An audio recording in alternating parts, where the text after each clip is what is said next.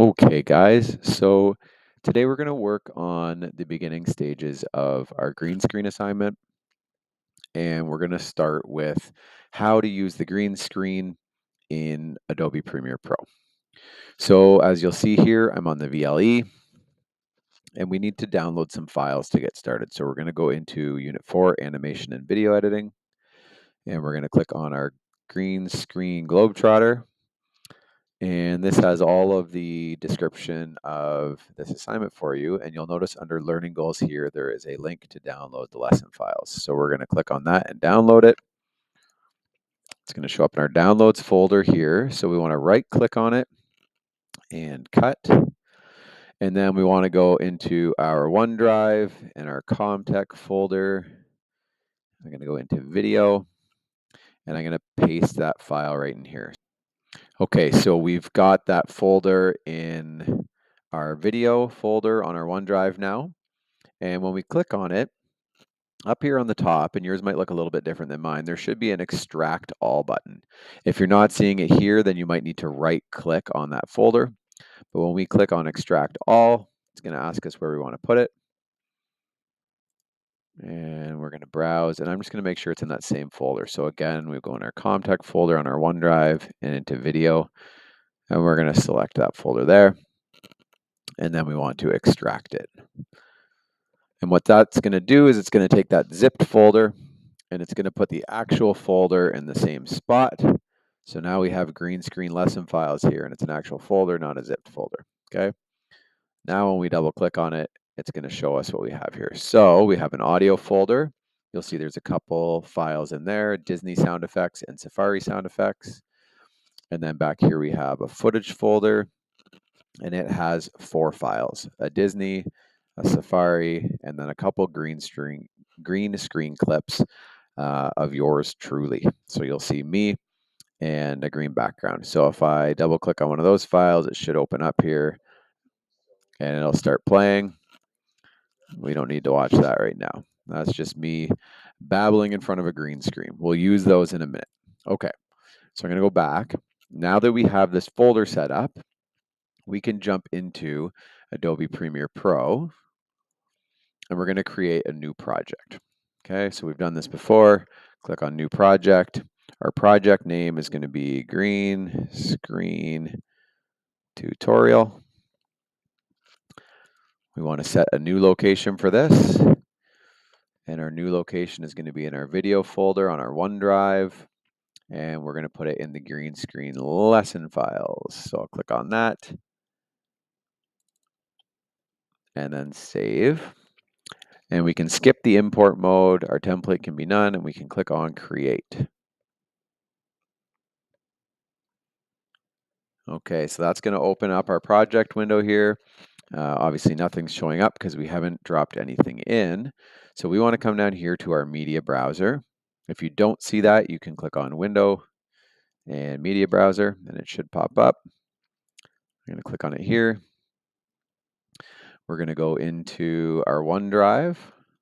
So you'll see that I'm already in it. Find my ComTech folder, my video folder, and then we want to go into green screen lesson files. So we've got our green screen tutorial file there now. That's our project one that we just created. I want to go into footage, and then I'm going to see our 4 clips that we had inside that file. And I want to grab green screen footage clip 1. So it's this one here. It's a medium close-up shot, so you see me from the shoulders up. We're going to drag that over into our timeline and drop it. Okay, so now you should see me with the green background in the program screen, and you should see the audio and video of that clip down here in the timeline. Now what we want to do first of all is we want to put that on V2 and A2. Okay, so we've talked about this in the past. Anytime that we are working in Adobe Premiere Pro, we're going to treat the timeline down here the same way as we've been treating our layers in Photoshop and Illustrator and InDesign. So when we're using green screen footage, we're going to start to use some layers. So anything that I want to appear behind me in the background using that green screen, It has to actually sit behind me in terms of layers. So underneath that green, okay? So we've got our video on video 2, our audio on audio 2, and I want to drag in this other clip of the Safari. So I'm going to click and drag it, and we're going to put it on V1 and make sure that it's right at the start. Okay, so on our program screen here, nothing has changed. So if we drag this forward, it's going to be this clip of me talking with a green screen behind me. Nothing has changed. But we know that that Safari background is sitting underneath this layer. So this is how we get our green screen to work. Okay, so first things first, we need our effects window. I have mine down here beside Media Browser. If you don't see yours, you can click on Window and Effects, and it should pop up. Now we can browse through all these different effects. They all have folders and subfolders. There's lots there. We can also search for our effect if we know the name of it. And the effect that we use to trigger that green screen is called Ultra Key. So if I type in the word Ultra there, we should see under Video Effects and Keying this Ultra Key effect. And what I want to do with that effect is apply it to the video of me with the green screen. So I'm going to click and hold and drag that Ultra Key effect on top of my video layer. And you'll see that it is going to highlight that layer in blue. And then we can release, and it's going to add that effect to that video. Now, it doesn't do anything yet because we have to go into our effect controls, which you'll see up here, and tell it what to do. If you're not seeing effect controls, again, you can click on Window and Effect Controls. It should pop up and look like this. We've talked a little bit about position and scale and things like that, but the effect controls that we want for the green screen are the Ultra Key effect controls.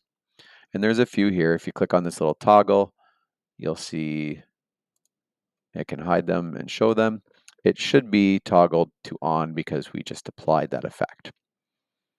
Okay, so our Ultra Key here, the first thing we want to do is tell it which key color to replace. So I'm going to click on my little magnifying, sorry, not magnifying glass, my eyedropper tool. And when I click on that, I'm going to hover over to the green background, and I'm going to click somewhere in the middle where it's green. And what you'll see is now it's going to replace anything that is that color green with nothing. So you can start to see that Safari in the background. Now there's a few things that we want to do with the settings here. The first one is under setting in the Ultra Key, we want to switch it from default to aggressive. And that's going to make sure it gets rid of as much of that green as possible. The other thing I want to do is come down here to color correction. I want to open up hue, and hue is going to give us this wide range of hues that we can kind of alter with the video that's still there. Now, because I'm standing in a room with not great lighting, I had some studio light to brighten it up and get rid of shadows on the green screen behind me.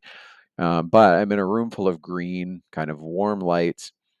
The tone doesn't really match. So what happens here with hue is if you start to drag it around, you'll see that I can change the tone of that video. And there's a wide range, okay? I like to usually just take it and go just slightly into the negatives, maybe around 6, 7, 8. And you'll see it's just going to kind of take some of those warm colors and fade them out a little bit. So I think about, let's do 6.6. Okay. You can play with that and get it just the way that you want. You can also play with saturation. I mean, if you bump it way up, it's going to bring in lots of color. If you bump it way down, it makes you black and white. Okay. We can kind of fiddle around with that a little bit too. There's lots of things we can do here, but we'll leave it like that for now. So that's applied those changes to the video of me. Now, if we click on Safari, up here in Effect Controls, we see all the effects that are given to that layer. Now, I think because this video is a slightly different resolution, it's showing up at a different scale. So I'm going to click on the scale here. And I'm just going to drag it down a little bit so that we can see all of that video. And you'll see it kind of moving around in the background. Eventually, if you keep going with the scale, it becomes smaller than the screen. We don't want that. We want it to fill the whole screen. So that looks pretty good there. And then the other thing that I want to do, because this video footage is actually shorter than the footage of me talking, I want to make sure that they're the same. So if I hover over the footage of me, you'll see it pops up with some information there. And the duration at the bottom is the one that I really want to see. So that duration is 26.09 seconds. I want this to match. So I'm going to click on that Safari, and I'm going to right click, and I'm going to go to speed duration. And there's a few things you can control here. You can speed it up or slow it down using the percentage, or you can click on duration here, and you can actually edit it to be the exact same duration as the clip below, which was 26.09. Okay. I'm going to click on maintain audio pitch. As you know, when you speed up a video, you get that almost like chipmunk sounding voices where they sound really high pitch. If you slow it down, you get that slow-mo deep bass tone. So we're going to do maintain audio pitch there in case we wanted to keep that audio from the Safari clip. And then I'm going to click on OK, and you'll see now that they match. And what that's going to do is it's going to make sure that that video behind me of the giraffe walking across the Safari is the same duration as me talking. Okay. So that's how you do a green screen video. And you'll see there that it doesn't look terrible. You could probably play around with the lighting a little bit. I mean, it looks like the sun is setting on the Safari, and we have studio lighting on me. So it's not super realistic, but it gets the job done. It's removed all of that green background, and we can see the Safari there. So let's try it again with some other clips. I'm going to go back to my media browser. And this time I'm going to drag the second green screen footage clip, so clip 2. Again, me talking in front of a green screen. And I'm going to drag that over here on video 2. It's going to automatically put the audio on audio 2. And we'll drop it in like that. So now when I drag this over here, it should be a nice wide shot of me in front of the green screen again. Okay. So this time we're going to take that Disney video and we're going to drop it in on video 1, right about there. Now this time you'll see that the Disney video is actually longer than the video of me. And instead of right clicking on it and going into speed and duration, we can just clip that down. So I'm going to grab the back end of the Disney video and I'm just going to shorten it to match the same length as the video of me. So now when it gets to the end, they'll match up. Okay, so now we want to go through those same steps. So when we click on the video of me, we'll see that there's no Ultra Key settings over here in the effect controls. So we need to go back into our effects window and we'll grab Ultra Key. It should still be searched there, but if it's not, just type it in again. We're going to drag the Ultra Key and drop it on that video.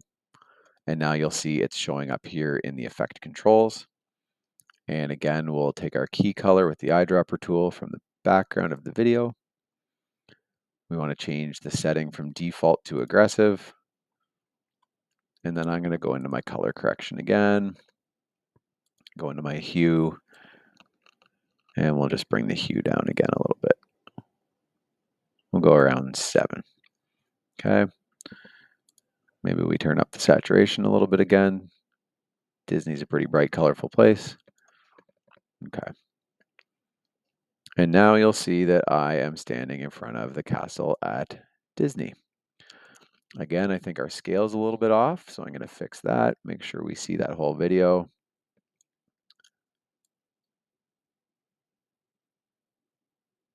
Perfect. Okay. And then if we let that play, we would see those fireworks go off. Now, that video pans up at the end. So that's going to give us some issues because then it starts to look like I am floating. And we don't want it to look like I'm floating. So we could clip that video and make sure that it finishes around the same time as me talking without the panning. but I kind of like those fireworks at the end. So maybe we want to include that. So here's what I'm going to do. I'm going to go right to the spot in the video where it starts to pan. We're going to set our marker there. And I'm going to go to the video of me, and I'm going to go to my position. You'll see over here we have a timeline. If I go to my position, my marker is set at that point where we want the motion to start. I'm going to click on this little toggle animation stopwatch, and it's going to add a keyframe right there on the timeline. Then we want to scroll to the end of that video clip. We can do that up here or down at the end over here. And we now want to change the vertical position of where I am, and we want to make me lower on the screen. So I'm going to drag myself down, I think maybe around there, and you'll see that it's going to add another keyframe.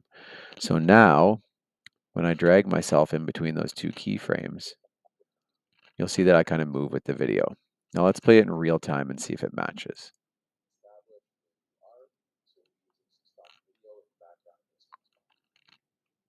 Okay, so it doesn't really match.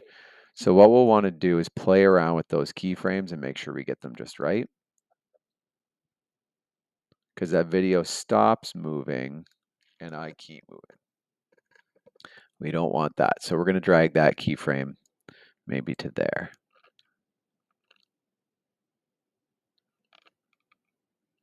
And that gets it a little bit closer. I think I start to move maybe a second early.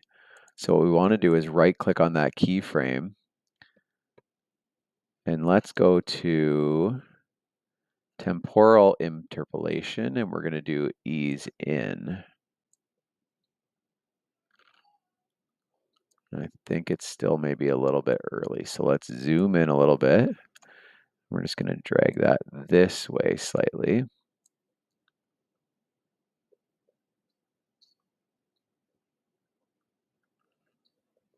I'm still moving before that video starts moving, so we want to get that just right.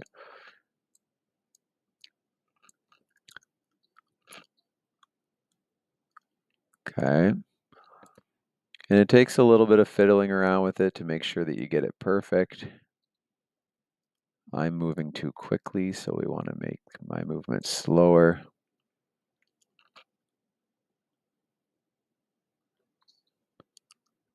And it stops moving around there. So we're going to actually bring this back. And then let's make me move less. So around there. So that looks about right. And I'm going to right click on this one, go back to temporal interpolation and ease out. And what that does is instead of an abrupt stop or start, it kind of starts slowly and ends slowly. So it looks like I move maybe a little tiny bit past when the video is done moving. So maybe we drag me back this way a little bit. Okay, let's watch that again kind of from the start here. So I'm blabbering on. Eventually here, the fireworks go and the video should move. And it looks okay. We can polish it more, but we're not going to for this one. The important part is that we have our video in here. We've got me talking with the giraffe walking around in the background. And then if we skip forward a little bit, we've got me talking with Disney in the background. Now, we could leave the sound that we have from these two videos, but what we're actually going to do is we're going to replace the sound. So I want to click here. Obviously, it's going to highlight both the audio and the video, so we can right-click and unlink. And I want to delete that sound. I want to do the same thing with the Disney video, unlink, and delete the sound, because I want to go back in my media browser. And instead of footage, we're going to click on audio, and we have those sound effect files. So let's do the Safari one first. We're going to drag it in and drop it on audio one. And it's a really long file. So what we actually need to do is we need to zoom way out here and grab the end of our Safari sound effects and drag it to the end of the Safari video. Then we're going to do the same thing with the Disney. We're going to drop it in there, and we'll scroll over and grab the end of that. And we'll drag it way back to the end of this one. Okay. Then we can zoom back in. So we'll see now timing-wise that the audio matches up. Okay.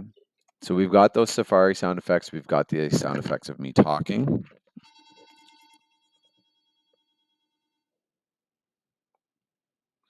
So we've got the Safari sound effects, we've got the Disney sound effects, and we've got me talking as well at the bottom here. We want to make sure that we can hear the Safari and Disney sound effects, but that they're not drowning out the sound of our voice. So let's see what happens if we hit play here. Okay, team, so today we're looking at some green screen videos. So this is a clip of me in the studio. We have all of our studio lighting set. Sounds pretty good. We have our green screen. So we're going to be taking this footage and we're going to be putting it into Premiere Pro, and then we're going to be replacing the background that you see here, that green screen, with something a little bit more fun. So here we go.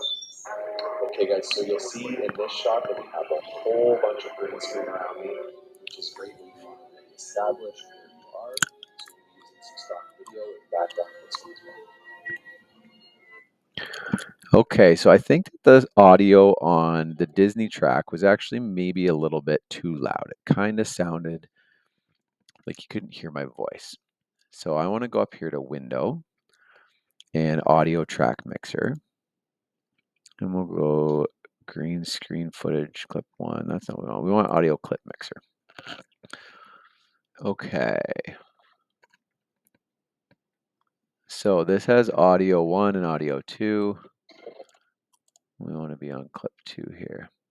What we can do is we can come down here to the audio. And if we zoom in a little bit, there's this line across the middle, and that is our volume level. And you can see it in decibels there. I can drag it up to make it louder, or I can drag it down to make it quieter. We're just going to take a couple decibels away from it. So we'll try dragging it down a tiny little bit.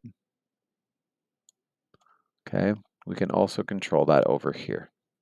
Let's try it now. We have a whole bunch of green screen around me, which is great when you want to really establish. Okay, and it might be a little tiny bit loud still, so if I drag it down a little bit more, let's try now. Okay guys, so you'll see in this shot that we have a whole bunch of green screen around me, which is great when you want to really establish where you are. So we'll be using some stock video. I don't think that that's working. Yeah, so we want it down here a little bit more. Let's try now. Okay guys, so you'll see in this shot that we have a whole bunch of green screen around me, which is great when you want to really establish. Okay, and that sounds better. So now we can still hear that background music, but it's not dominating. We want to make sure we can hear the subject talking. The background sound effects or music is there to make it more realistic or engaging. So I think we look pretty good here. We've got both clips of me talking. We have the green screen background superimposed onto our green screen, and we've put in our sound effects. Obviously, we have our star up here, so we're going to do a quick Control S, or we can go File and Save. And that's going to give us all of the changes saved. Now, if we were completely done, we know that we would come up here to the Quick Export button. And click on that and let it load. If we click on the link here, it's going to give us the opportunity to change our location. So we're in green screen lesson files, which is great. And I want to call this green screen lesson. And then we're going to match our source and do an adaptive high bitrate. So now we can click export. And we'll let that video export and watch our progress bar travel across from left to right on the screen there. Now, when we're done exporting, we want to always remember to navigate to that file in a File Explorer window, find that MP4 file that we're exporting, and we are going to open it up in VLC, and we're going to watch it all the way through to make sure that we didn't lose any audio or video at any point. So this is it here. Double click and open that up.